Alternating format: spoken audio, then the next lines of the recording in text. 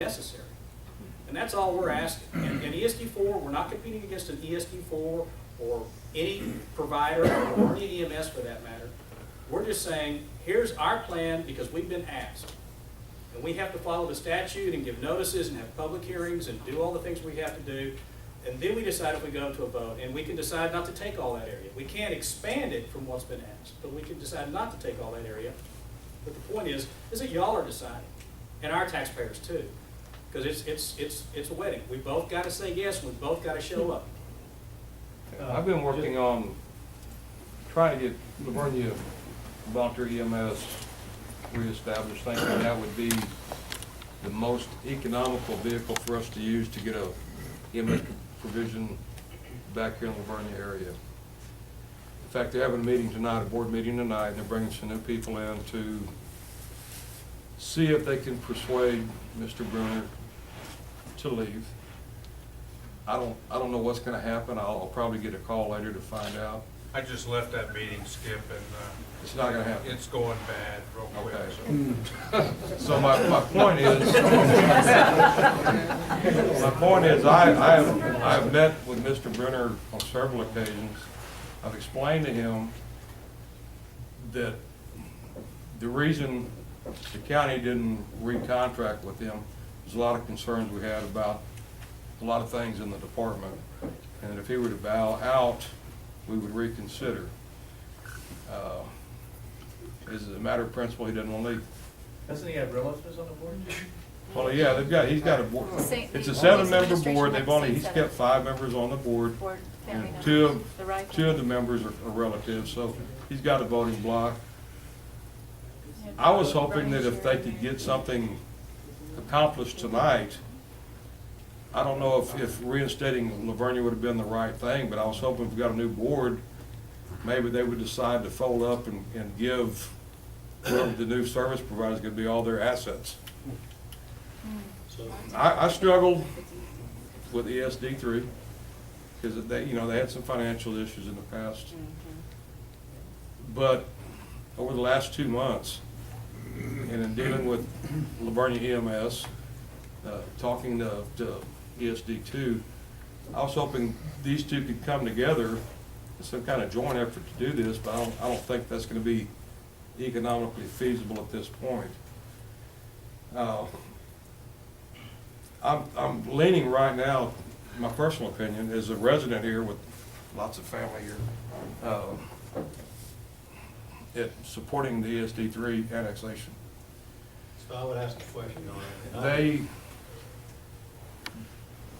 They've provided some of the best service I've seen. They've cooperated with all the agencies more. We're getting a lot of interagency cooperation.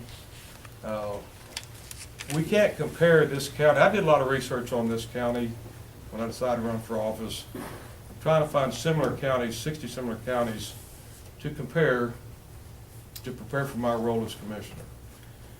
We can't compare to Bandera or Bernie or anybody. They have an economic base from commercial tax revenue we don't have here. The majority of our revenue comes from residential. Once we enjoy a bigger commercial growth, then the tax burden will be lifted off all of us in our homes. But right now, we're stuck with that. And if we need EMS, I've used them a few times, so, part of getting old. I have all the confidence in the world in ESD3. I have all the confidence in ESD2. ESD1. Or 1, I mean, I'm sorry. Yeah, 1. And ESD2. Yeah, they're all good, but I think, just my personal opinion as a resident here, this is our best option for moving forward. It's going to cost us some, but when you look at, $100, $200, I don't know, what your house is worth. When it comes to have an ACLU unit that can do your, life support and all that, it's worth it. You pay that more in restaurants in San Antonio in a year's time. So, Commissioner, if I can amplify on that, in Travis County, we had 13 ESDs in the city of Austin Fire Department.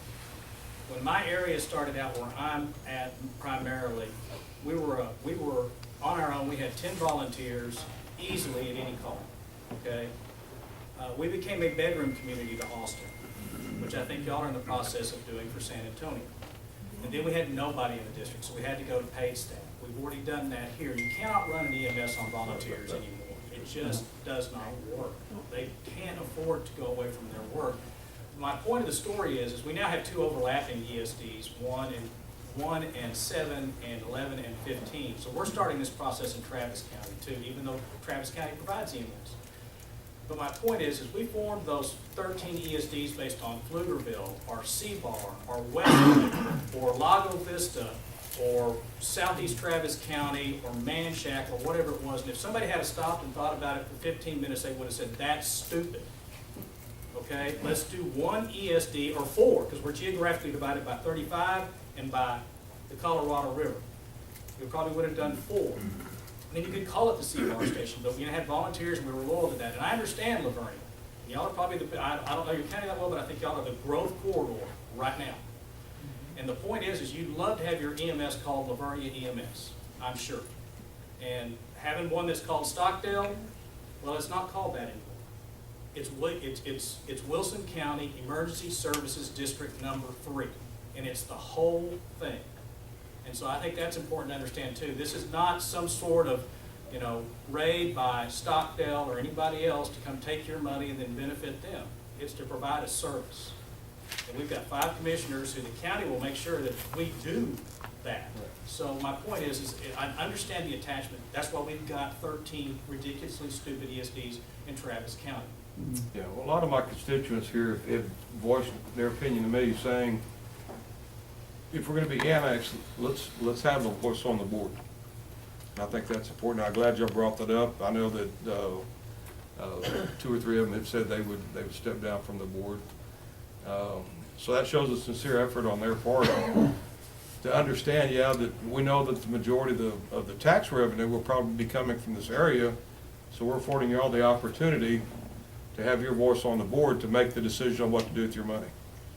And I think that was the right thing for them to offer and to do. Has there been anybody from our area showing interest in getting on an ESD board? Well, I don't think they will until it happens, but nobody's volunteered to do that. That's my question. That's the most important part of it, If we is could, getting the qualified and I people on the apologize for showing board. up late on this thing, you probably are on the cover, so please shut me up if I say. Fire response, typically, they're looking for X number of minutes responding to a fire in the aspects. Have we already done an ArcGIS or a geographic anticipation of the planning, locating these EMS or maps? So we maintain a level of response that's going to be commensurate to that man's right there. I want the thing here now. Get me to the hospital. Have we already done that We talked about rolling up a door in 2 minutes and positioning of the apparatus. As I talked about in our plan, the most populated area is between here and the subdivisions down 775. Yep. And so the proper placements would be one here, one out in 34, 32, 775 area. Right. And then one in the Stockdale area. Okay. So 3 full-time staff. Thank you. To the other ESDs, let's see, you have 1, 2, and 3, right? Is 2 fire and EMS? Yes. Okay, so it says up there on the 4 that it goes against the countywide EMS. Would it be the goal possibly in the future that you would take on additional parts of the county and annex more and become a countywide? Is that what that statement's saying? It could be the same scenario to where if we're petitioned. I mean, I'm it just could saying, be if 10 years down the road, it could be 20 years down the road. A good goal would be to expand to a countywide ESD. Countywide ESD for EMS. Well, you'd always have 2 and 3. Yeah. Unless they dissolve. And, if the county wanted to do it tomorrow, or the hospital district, and had a plan, and of course, there would be a 2 or 3 year transition in that plan, no matter how you did it, is, we would go to the voters and say, okay, we're ready to dissolve. All right? Or you could do, and I have this all the time, we have 3 or 4 ESDs, like I told you about in Vermont County, that all contract together to provide one service.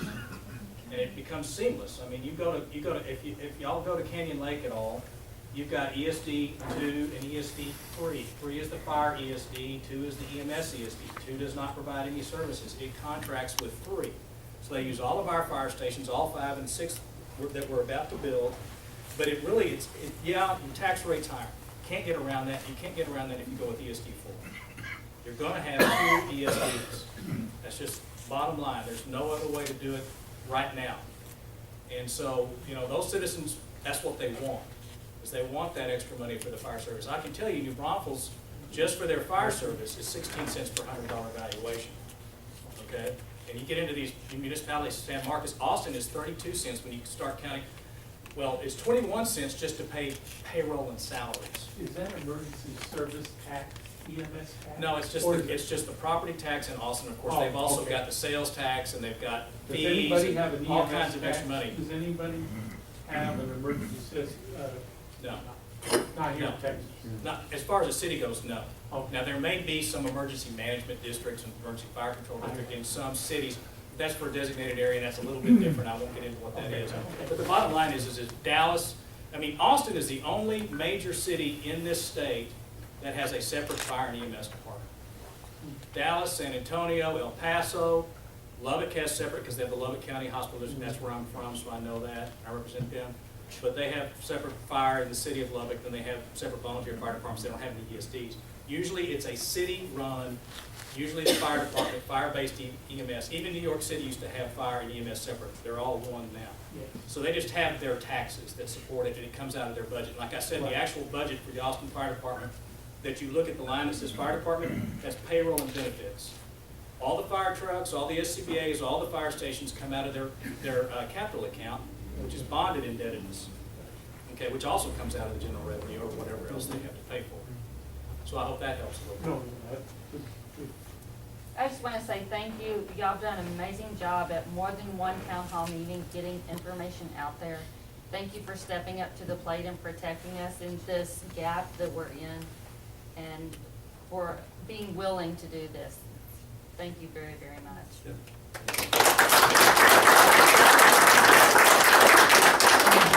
you have any more representation? I'm a survivor of the Concaster two-man fire department. And $181 I just paid for ESD1 was the best money I've ever spent. If we're thinking we're gonna have another $180 to $200 a year to join ESD3, I think that'll be the best $1.25 a day that we can spend. And I think we need to do it now. Get us over $1 a day. Thank you. Well, y'all should put our public hearing and really help us schedule, because that's the whole point of this, is we don't want to make the trip if everybody's mad at us. What is the day and time and location for that meeting? February 15th at the Fairview, be in Sullivan Springs. At the community center.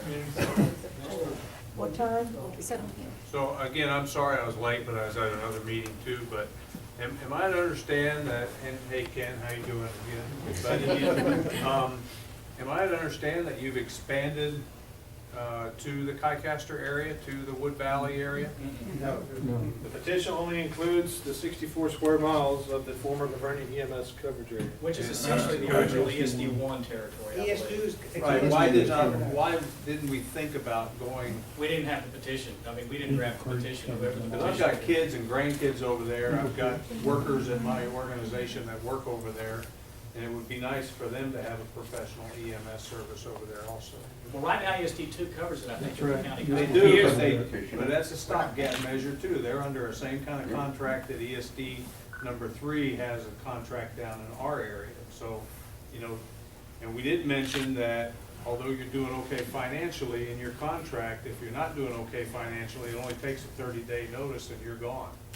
And so that's scary as heck too. And they have the same kind of contract, Judge, in the Wood Valley area that The ESD Wood 3 Valley area is ESD 2. Right, but they have the same kind of contract with ESD number 2 as ESD number 3 has with us correctly right now. Is that correct? I think all the contracts are the same. No. Not understand. What's that? The Wood Valley area may be in They're ESD2. not, no, they're not paying taxes to the EMS in Wood Valley area. They're under the similar contract, just like we are here in the Vernia area. serving with ESD number 3 serving us right now. The only taxes they're paying is to ESD number 1, as We're not, Judge Burdette said. sir, maybe I can answer that. ESD one tax on Right now, all. right now, we're spread pretty thin. I mean, we're doing a great job, we got good personnel, and we're running out of Vernia all the way down to 775. For us, at this time, it's best to let ESD2 handle that area, for the simple reason, you're still looking at another 5 to 10 miles over to the Kycaster area. And that's pushing our units and our Have response y'all talked times. to two about a mutual aid agreement? We have mutual aid We have agreement. mutual have aid. one, okay. And we've utilized them, I think, once or twice since, I think, you know, if this were to take place and Kycaster decided, hey, we want to be part of that, then, I mean, we would be open to another petition, but we're not, you know, we can't go out and say, hey, y'all have to petition us. But we would be open to another petition, and then we could do that area. And it would be a two-part thing. Understand, but it's just a shame we didn't fix it all at one time instead of having to move forward and fix it again and again. Right, yeah, I understand. The the $46,500 that you all got county and city money, right? That, you said that that was seed money and that will last about 6 months, only covering one paramedic? no, I said that was seed money to get it started between that and the revenues that it would generate, 90 to 100. 26.5 and 20,000 from the city gets it started, and then in 90 to 180 days we can start collecting the revenues from what we bill. That should carry us through. So September that's 30th. only paying for one paramedic though, and then who's paying for the other medic or volunteer? It's either a combination of either volunteer or it's a paid person, but it's when they're on that ambulance, they're being paid by District 3. And then, is this still only gonna last you 6 months, or are you going to be able to maintain it for the full length of the contract to September? That is what we are predicted to sustain us through September 30th. With the billings. With the billings. Okay, The 46 would not be enough, No, Right. no. not even slightly. And it would be about one paramedic with benefits and everything else, probably a little more than that. but- And that, the paramedic staffing that we're using on this ambulance over here is what we call our PRN, or part-time staffing. You know, so that they're not repeat, or not getting the benefits or. The insurance. insurance or retirement, yeah. Yeah. We're just trying to make it work right now between volunteer and paid staff. I have a question. Adding Vernia on, has that put a strain at all on the service providing to your other district? Or No. has your times been No, actually on the slowed down? contrary, because essentially we have 2 staffed ambulances for both areas, the district and over here. It gives this area here the access to another staff ambulance that can respond from the Stockton area. But then it also gives it access to the backup reserve unit, and then vice versa. You know, the district should, it need another ambulance, you know, has an increase here. Since we've been here since November 28th, we've had one day where I think we got, and I wasn't even in town that day, but Chief Thompson, we got like 5 calls in a matter of 15 minutes. And that was the one and only day, correct me if I'm wrong, but every agency in the county, as far as EMS is concerned, had to participate one way or the other. I believe Floresville came over, District 2 came over, and then we had, had 3. Yeah, and then we ended up having to take a call in Floresville. So it's sort of a, you know, a group effort. But otherwise, to answer your question, no, we've been pretty self-sufficient and been able to manage the calls that we've had, not only in our district, but also in the area that we're covering here in the Vernia area, with the 3 ambulances that we have. And David, can I add something? So the question was asked, how many times we landed that time? And I can tell you, based on the calls that we've had, 3 or 4 months ago, we had landed 10. But the quality of service, the paramedics, the staffing, the FRO combination, the level of care has gone up, so they don't need to take helicopter. Well, and we have first responder now that we did not have previously in this area, which is very important, because they get there first. And we did have some very serious car wrecks. No different, The yeah. helicopter Oh, yeah. right. Declined to fly. Who makes that decision on the helicopter cost? Paramedic. Nobody can override that, or? Does the medical director get involved in any, I've been, we had problems up here with, not even calling.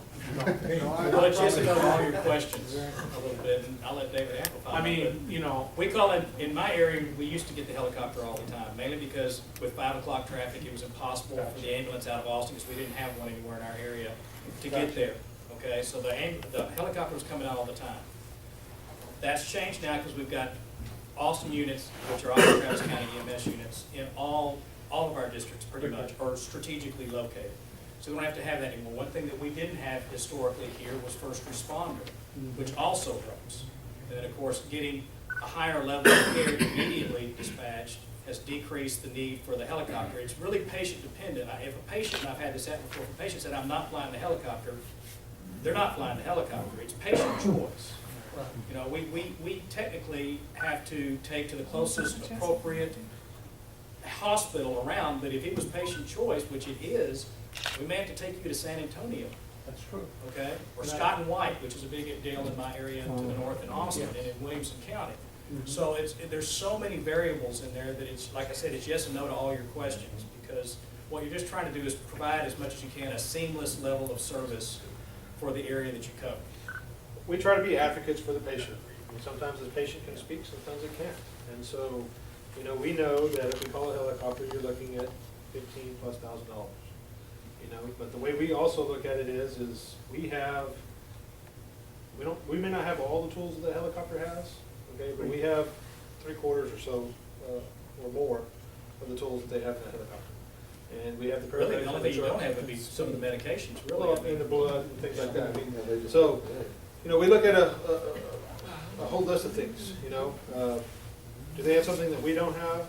Because we have paramedics, they have paramedics, there's nothing different there. Yeah, there's a nurse on it, but the tools that we use, they're just alike. And unless they carry something that we don't, that would be the first question that gets asked. But the other thing that we factor in is time. If it takes us 20 minutes to get to the nearest trauma center, okay, but it takes that helicopter 20 minutes to get to us, if we wait on scene, and then they're there for another 5 or 10 minutes, well, that's 30 minutes. We could have already been to that hospital. So there's a whole list of things that we look at before we decide. I mean, we may place them on standby, but that doesn't mean we're going to launch them. It just depends on the circumstances of the incident. If it's a motor vehicle accident where individuals are having to be cut out of a vehicle that may take 20 or 30 minutes, yeah, we're probably going to have a helicopter sitting there waiting, so that way when we do get them out of the vehicle, they go straight onto the helicopter. But for most cases, we typically try to handle it in the back of that ambulance. And a lot, I'm sorry, this may be just an aside, but you see on TV all the time, the ambulance leaving with a guy with a broken arm and their sirens go off to the hospital. It doesn't work that way. If the sirens are on going to the hospital, you've got somebody that you're doing active CPR on more than likely. I mean, we get you stabilized, then we take you, or we call the helicopter, and I've had problems because people get mad when they get a $17,000 bill. And I actually had this happen in another one of my counties, which is Vernia County, I represent most of them, is I represent both of the EMS service providers there, and we had a girl who was 12 years old, found unconscious at a camp in the bathroom in the middle of the night with possible head trauma. Well, that triaged into let's get the helicopter out here, because no matter where we are off of 1431, Marble Falls can't handle it, Vernia can't handle it, she's got to go to Austin. The only way to get to Austin is go all the way back to Marble Falls, then back down 71, back that way, or 1431 to Lago Vista and Cedar Park and back this way. So we called the helicopter. Dad called, and he called the newspaper and everything and griped about how he got this huge bill. And he said she should have gone to the hospital in an ambulance. And it turned out she was fine, which is the beautiful end of the story. But the bottom line is she did not present that way. So she got the helicopter ride based on all these factors that David's talking about. So that's everything that goes into that, is what is the patient doing right now? Did he pay the bill? I don't know. That was a big issue. Well, this might be a good time to bring up what the Air Life brought to the county as far as trying to provide air life for everybody in the county. Yes, Air Life has came to Commissioners Court. We made a commitment to them to be able to offer to all the citizens of Wilson County a reduced rate to get the insurance. You have to buy the membership, though. Yeah, that's a membership. Right, and keep in mind, because this same situation happened over in Kerrville, where I represent them too. that lady was from San Antonio, she had one of those private services, well, Right. she got a helicopter from another service, so she got a bill anyway, so she was mad because neither one was gonna pay. Right. So that is something to keep in mind, that Yeah. yes, that's an option too, but again, I don't know that we, as a service provider, are going to sit there and necessarily say, Carolyn, or whatever. We're saying, okay, who has a twin-engine helicopter to take two patients from this accident? Right. Or who has the saline and the blood that we need? We're not looking at, because I got this problem in Bell County where I had 3 different helicopter companies, all private, competing against each other. And they were fighting, and we went up a lawsuit, and we said, look, we pick them based on where we need them, and who's closer? And who's got all the stuff? And who's got the stuff we need? Who's got a twin-engine aircraft as opposed to a single engine aircraft? So there's a whole bunch of thinking that goes into that in that 15 minutes of time. And you may want to get both services. What we have is $25 per resident for air methods. Air methods. The other one is air back, and it's $65 a year. They tell me, and I think the judge will verify this, if one is called and you don't belong to his program, the bill is on you. And they don't check to see what you have in your Back and forth. Right. So if you have, They don't. they work together. If you're insured and he picks you up, then they'll pay. Well, and just think about it, you have 2 service providers in your area that potentially could be called. You have Methodist Air Care that has a base out of Seguin, and then you have Airlife that has bases, the closest ones out of San Antonio and Roswell. So you could get either one. Which one have you worked with most and both? That is to get the most appropriate unit here as quickly as possible. Agreed. You're worried about service, not my hit by speed. Well, and I don't want to put it that bluntly. but I It mean, is that bluntly. You want to save my life, not my bank account. We're not going to your wallet to find out if you've got insurance with somebody. We're trying to make sure that you actually live to Right. gripe about the bill. Good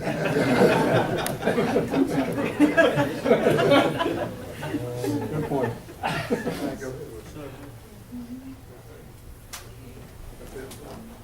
Well, how are you gonna get to the people who are sitting at home right now and already made up their mind that they're not gonna vote on this because they don't want any more taxes? Hopefully they have Facebook.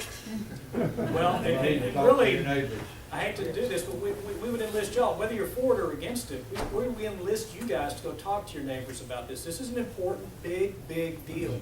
And this is a change in the paradigm, not to use that word again, but this is a different way of doing things than y'all have historically had. So, and it's your decision. And again, we really don't want to spend a lot of money to find out that y'all aren't interested by a vote. We'd rather y'all come to the public hearing, bring your neighbors, have them there, get their questions answered. I used to lobby for parimutuel horse racing. I went around with 3 ministers, a Methodist, a Baptist, and a Presbyterian, and we would debate this on any TV show, any Kiwanis Club, anywhere you want to go. We agreed that we were not going to talk about whether it's a sin or not, because I'm a Baptist and a Methodist from Lubbock, Texas. Okay, if they say it's a sin, it's a sin. All right, we're talking about sin here, ladies and gentlemen. We're talking about taxes. That's the bottom line. I cannot argue with you about taxes. You either like them or you don't. Nobody really likes them. You either pay them or you don't. But that's what we're talking about. Whether it's ESD4 or the county or us, you're paying taxes for it one way or the other. And I cannot argue with that. If you're against taxes, vote against it. But if you want service or improved service, then you need to weigh the cost. So that's really what it boils down to. Any other questions? Thank y'all. Mike? Thank you very much. Yeah, thank y'all for I got one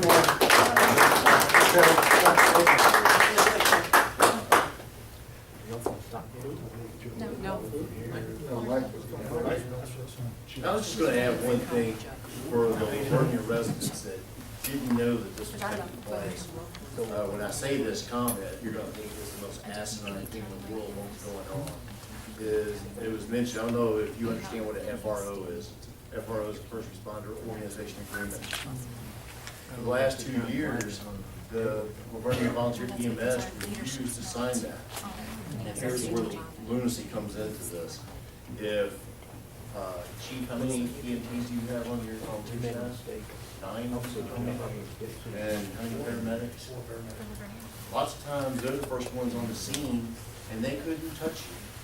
they couldn't help you because the volunteer EMS chose not to sign a FRO with the first responders. We even have a city employee that's our fire inspector, that's an EMT, that is now on your staff, I believe, or at least on your roster.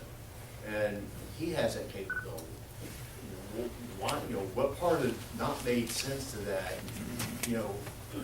why would you do that? That's the same people put together an ESD board.